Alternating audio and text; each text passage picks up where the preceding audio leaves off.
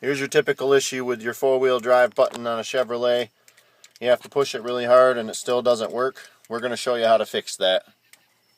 Okay. Go. Here, Big Jim again. Here we have a switch. I have a 98 GMC Sierra. It's the 4x4 switch. I'm going to show you how to repair this bad boy. I'm going to take, I'm going to pop these here are your tabs to unsnap your switch. Start pulling it right out like that. And the problem will be the solder joint's cracked. I can't really see them damn things. Edge off of what? I don't know.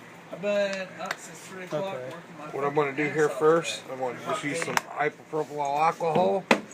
I'm going to clean up around my solder joints, get all the dust and stuff out around them. Hey, money's money. It all spends good, man. And if you check on my channel, I'm going to show you. This is basically the same thing. I'll show you the different switch, but it's the exact same thing. There's another one that we just fixed a little bit ago, doing the same thing, and now the switch works fine. This is out of a 98 Blazer, same problem, broken solder joints.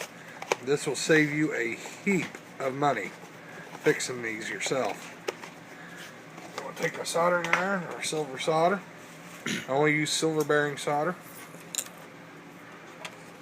And what we'll do is we'll resolder every pin on this switch. It just takes a little bit. She's not dirty.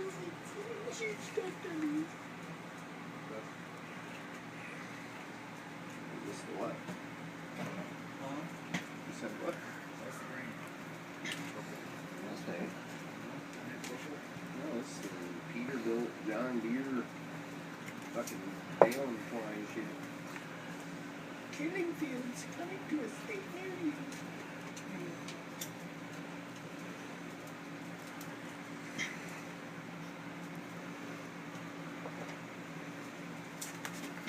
And that's all there is to it.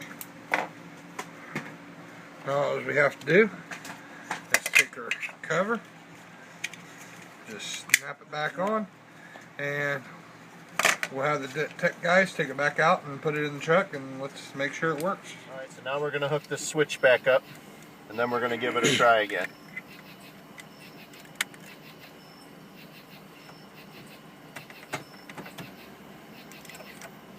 And there you have it. It's in four-wheel drive. Switch works fine. Okay.